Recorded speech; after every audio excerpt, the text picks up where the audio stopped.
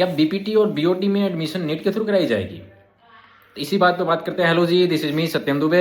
और एक बहुत बड़ी सवाल है जो बच्चों के मन में मतलब कंफ्यूज कर रही थी। हर एक मेडिकल जो फील्ड के बच्चे हैं उनको कंफ्यूज कर रही थी कि क्या अब हमें बीपीटी और बीओटी जैसे कोर्स में एडमिशन लेने के लिए मतलब अब नीट देना होगा, उसके थ्रू काउंसलिंग होगी या उसके थ्रू कॉलेज मिलेगा।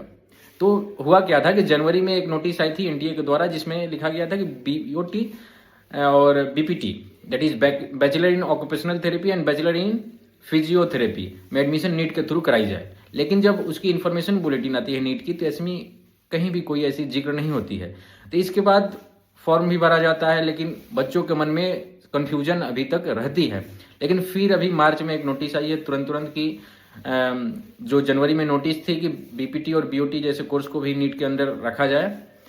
ऐसी इसी बात पर एनटीए ने अपना उसी के रिगार्ड में जवाब दिया है कि इस समय नीट एडवांस स्टेज पर है और बीपीटी और बीओटी जैसे कोर्स को ऐड करना अनएक्सपेक्टेड चेंज इन क्या नंबर ऑफ स्टूडेंट और उसके मैनेजमेंट में थोड़ी दिक्कत हो जाएगी। इसीलिए बीपीटी और बीओटी में एडमिशन जैसे अभी चल रहे हैं वैसे ही चलेंगी। लेकिन 2028 में अगर आपको बीपीटी और बीओटी में एडमिशन लेना है, 2027 तक तो ठीक है आप ले सकते हैं एडमिशन, लेकिन 2028 में अगर आपको बीपीटी और बीओटी में एडमिशन लेना है तो आपको नीट एग्जाम देना होगा।